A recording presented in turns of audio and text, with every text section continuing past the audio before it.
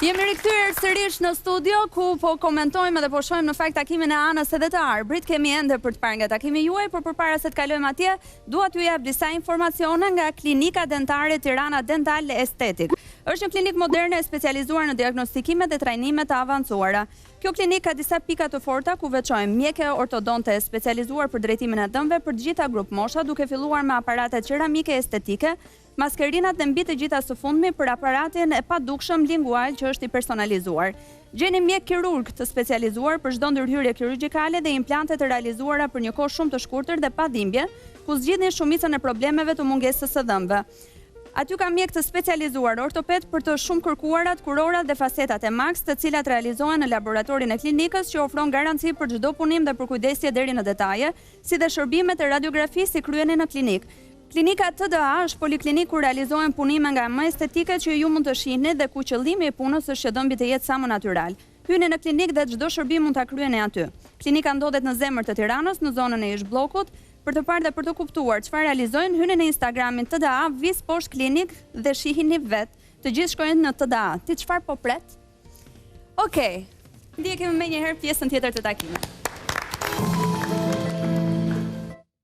Arbër, po ty, a të pëlqen ndonjë gjë të kund, çfarë të tërheq? Të jemi sinqert që momentin e parë ku që ti u fut edhe në studio, edhe që ishin prurë dhe ishin vajzët e reja që erdhën, edhe nuk e di, më dha një lloj përshtypje, një lloj tërheqje, më shumë tërheqje fizike mund të quajmë, edhe që momentin e parë që ti u fut më bën edhe përshtypje. Po, takimin e dytë si e priste, kur më thash Arbrin prap do marr.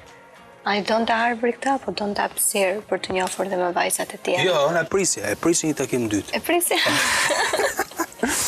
Si të thush, edhe merr edhe mirë dhe fakti, sepse t'i japim edhe më tepër kohë njëri tjetrit që të kuptojë se kush është Arbri dhe kush është Ana në të vërtetë. Qofse ty partnerja do të bënte një padrejtësi, që do bëje ti?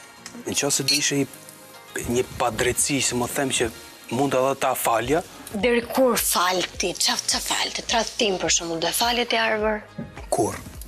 A kisha bërë ca bësh? Ca bësh? Po. Sepse do merrja haka? Për tradhti asnjëherë nuk ja fal. Asnjëherë. Nuk do mjaftohesh më, okej, gjithë mira, ti në punën tënde, unë punën time. Ti do hakmerresh ndaj asaj femre? Po nuk ndodh dot me mua.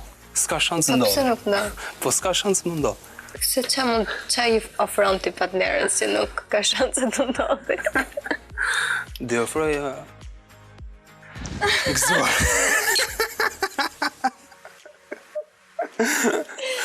Me mu i herë jo. Dem sës më ka të rëthu njëri.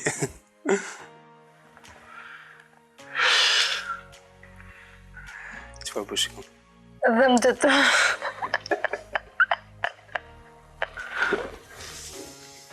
Nuk e di vërtet, por fakti që aty janë shumë vajza, janë shumë djemë.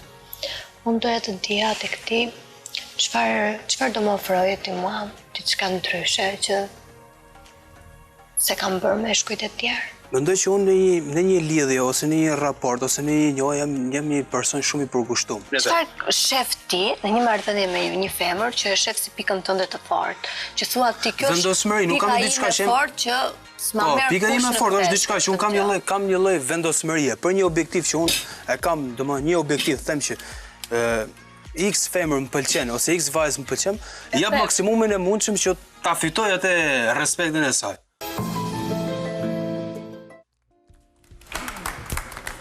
Akoma më interesante kjo pjesë e takimit tuaj. Më të ngrohtë me njëri tjetrin, nga vera, nga zjarri, tani më thoni ju.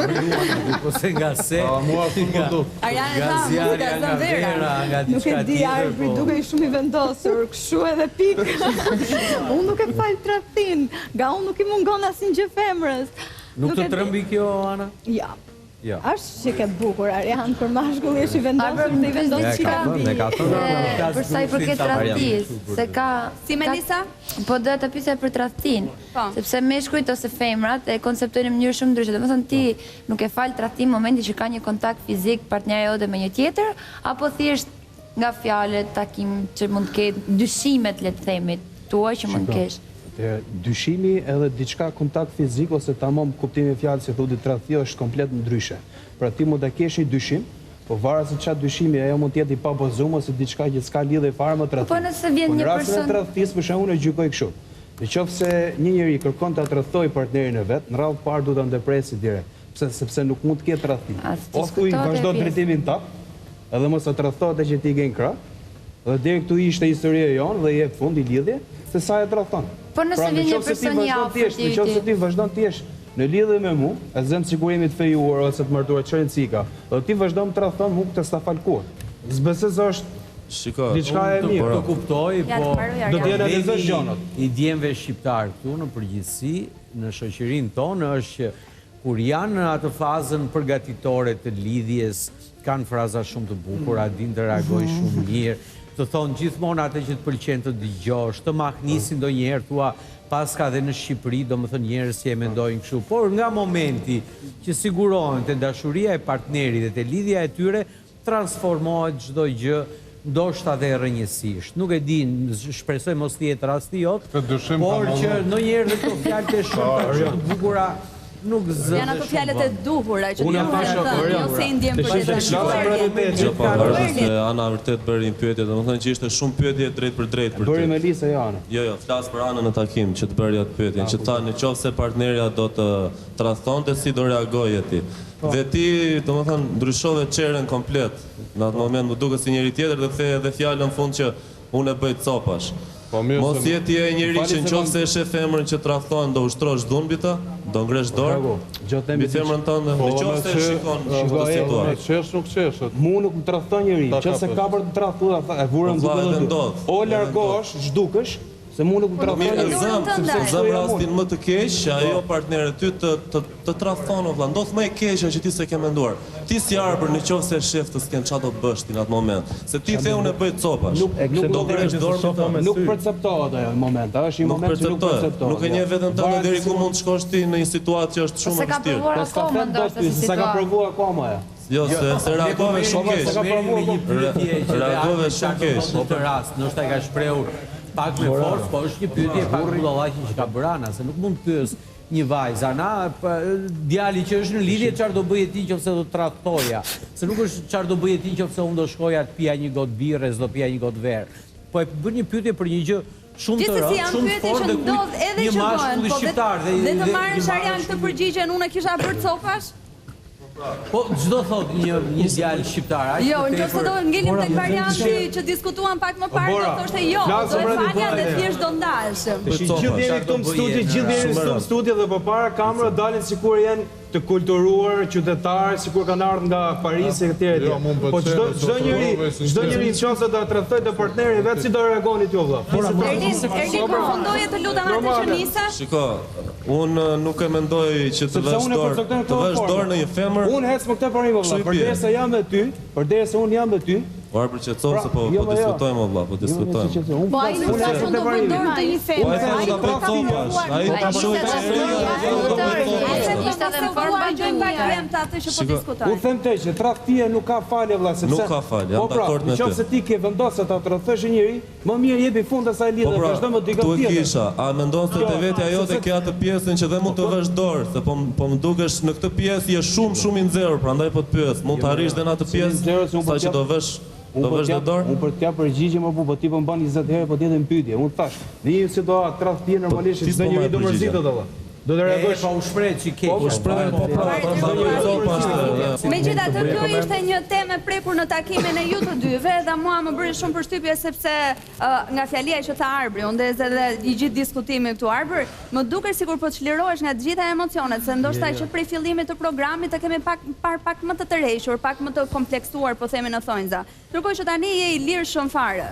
Po dhe këtu s'ishte i lirshëm më bëra. Në çdo situatë Boro kam shpreh mendimin tim pas lloj kompleksi. Kur kam në qoftë një situatë që ka qenë takimet edhe me vajzat përpara, edhe në takimet që kam pas edhe me Anë, dhe nuk kam pas kur frikë ta themi fjalë ose një mendim, ashtu siç më ka ardhur, ashtu e kam thënë drejt. Edhe në lidhje me këtë çfarë u diskutuar këtu në studio për situatën e tradhtisë, unë e thash, jo se unë jam agresiv dhe jam njëri që mund t'i çoj gjërat në skandal.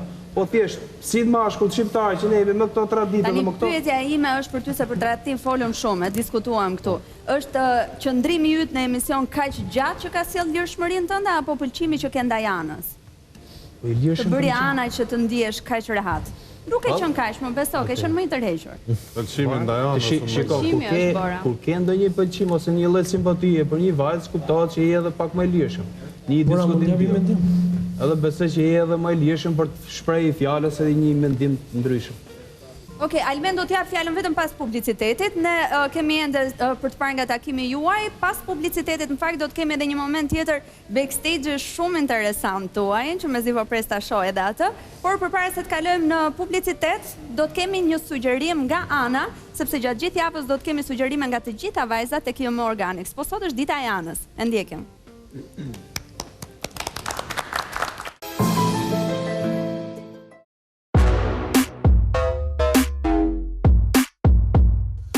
Përshëndetje, ndodhem te YM Organics, i cili ka produkte 100% organike. YM Organics është i vetmi që ka ekskluzivitetin e linjës italiane Bema Cosmetics. Ajo operon që nga viti 1968 dhe e cila ka 11 certifikime. Ajo që ka do ju prezentoj unë sonte është linja Blue Defense, e cila është kundër rrezatimit blu, minimizon shenjat e mimikës dhe të plakjes. Gjithashtu Blue Defense rigjeneron, hidraton lëkurën. Linja Blue Defense përbëhet nga larësi, serumi, kremi syrit dhe skrapi i fytyrës. YM Organics ndodhet tek rruga e Dibrës 300 metra larg kryqëzimit të Nënkaçeve së Shpejti dhe tek rruga e Durrësit. Zgjidh YM Organics, një përkujdesje e aprovuar nga natyra.